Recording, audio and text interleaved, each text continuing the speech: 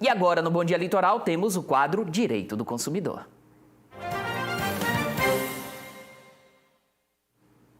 Nessa quarta-feira, eu converso de forma virtual com o Dr. Maurício Vitor. Ele vai participar do Bom Dia Litoral aqui pelo touch da TVCI. Mas a conversa não é porque ele está na capital paranaense que será menos importante, muito pelo contrário. A tecnologia nos aproxima e permite que possamos conversar e tirar as dúvidas dos telespectadores que são também consumidores. Doutor, muito bom dia, seja bem-vindo. E a primeira dúvida que eu tenho nessa quarta-feira é: por que quando vamos em alguns cartórios não recebemos nota fiscal do serviço que é prestado no local?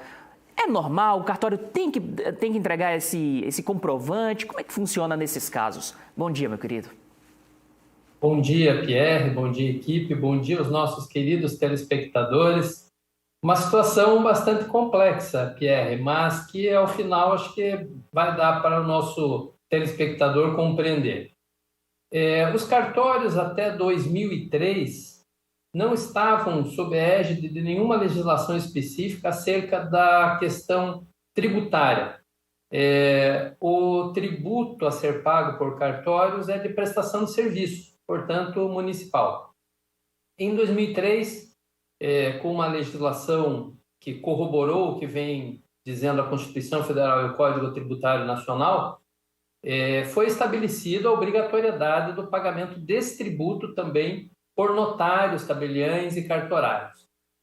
E houve, então, uma insurgência considerando tal legislação inconstitucional.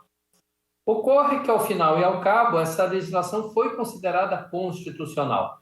Portanto, estaria válida a cobrança de impostos, no caso, o imposto sobre serviço, de cartórios, tabeliães, notariais. Esses impostos, Pierre, a serem pagos por cartórios, que são sobre a prestação de serviço, são impostos municipais. Iniciou-se, então, uma segunda discussão, porque o cartorário, o tabelião, é uma pessoa física. E, neste caso, a sua prestação de serviço se daria de forma autônoma. Os autônomos pagam o imposto sobre serviço de forma fixa, uma taxa anual, como profissionais liberais, E, neste caso, foi a segunda discussão. Cartorários, tabeliães, notariais pagariam esses impostos de forma fixa, anual, por serem autônomos, Ou, como há uma prestação de serviço efetiva valorada a cada serviço realizado, ele deveria pagar um percentual em relação a cada serviço prestado. Novamente, a discussão judicial terminou e concluiu que é devido ao pagamento pelo serviço realizado e não de forma fixa.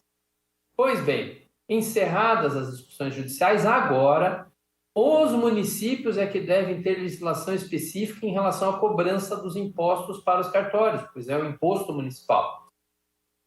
No caso em tela, se em Paranaguá não existe uma legislação que regulamente e obrigue o cartorário a emitir nota fiscal e pagar o imposto sobre prestação de serviço, ele não estará obrigado a fazê-lo e não emitirá a competente nota fiscal. Há municípios em que há essa cobrança. É importante dizer para o consumidor: se há a cobrança, essa cobrança de impostos naturalmente estará embutida no preço dos serviços a serem prestados, Pierre. Agora, doutor, já que estamos falando sobre nota fiscal, uma dúvida muito comum entre os consumidores é por quanto tempo esse comprovante precisa ser guardado. Porque algumas pessoas têm o hábito, inclusive, de deixar por anos aquela nota fiscal na gaveta, outras, na semana seguinte, já jogar fora esse comprovante. Qual o tempo ideal para deixar guardado esse comprovante, doutor? É um assunto interessante, Porque ninguém gosta de ficar acumulando papel, Ou a maioria não gosta. Tem aqueles que já gostam de acumular tudo, Mas, assim, do ponto de vista prático, há duas questões a serem levadas em conta para a pessoa física, o consumidor, em relação à nota fiscal. Primeiro, o período de garantia do produto ou serviço realizado. Nesse caso, guarda-se pelo período de garantia, 6 meses, 1 ano, 2 anos, 5 anos, 10, né, caso de construção civil. Há uma série de prazos aí de garantia para cada produto ou serviço realizado. Mas há outra questão, né? A questão, por exemplo, de imposto de renda. Então, você recebe uma nota fiscal de prestação de serviço médico, de serviço odontológico, aqueles serviços que você utiliza-se para abatimento no adimplemento de imposto de renda. Nestes casos, o ideal ao consumidor é guardar por 5 anos a sua nota fiscal, porque o fisco pode vir a fazer uma revisão, uma anotação em relação a uma determinada declaração que vai precisar de comprovação posterior. Mas há ainda, é que se observar, que para as pessoas jurídicas há outros prazos, né? Há os prazos de 10 anos para o fisco em relação a PIS, COFINS, imposto de renda. Então, nesses casos, pessoas jurídicas, e hoje é muito comum até pessoa jurídica individual, né? É importante guardar por até 10 anos esses comprovantes, porque se houver qualquer necessidade de apresentação, você tem aquele comprovante para elidir aí qualquer dúvida em relação à eventual declaração de imposto de renda em que envolva esses tributos, né? PIS, COFINS e imposto de renda. São prazos aí distintos. Então, é muito chato, né?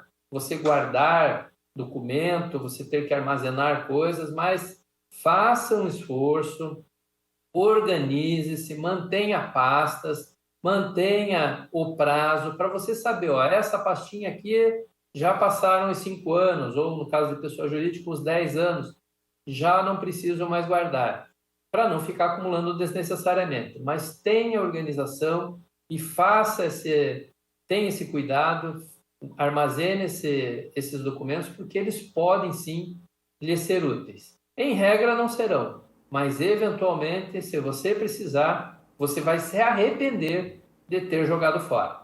E geralmente, esse recado que o senhor deu no final acontece de quem não segue a risca. Aquele famoso, eu avisei. E o senhor avisando, certamente o pessoal de casa agora vai guardar o documento. Doutor, muito obrigado pela participação. Como sempre, muito importante para nós consumidores, para toda a sociedade. E eu tenho certeza que o quadro e a sua participação, o seu esclarecimento ajuda a termos uma sociedade muito mais desenvolvida através do consumo. Obrigado e até a próxima semana. Não tem de quê, Pierre. Nós agradecemos, né, enquanto equipe aqui, aos telespectadores que enviam essas dúvidas. Hoje, umas dúvidas diferentes, né, do mercado de consumo em geral, mas importantes também para o consumidor se orientar aí no mercado e poder ter segurança na prática dos seus atos. Um bom dia, uma boa tarde, uma boa semana a todos e, se Deus quiser, até a próxima aí, presente no estúdio, Pierre. Um abraço, doutor. Ótima quarta-feira.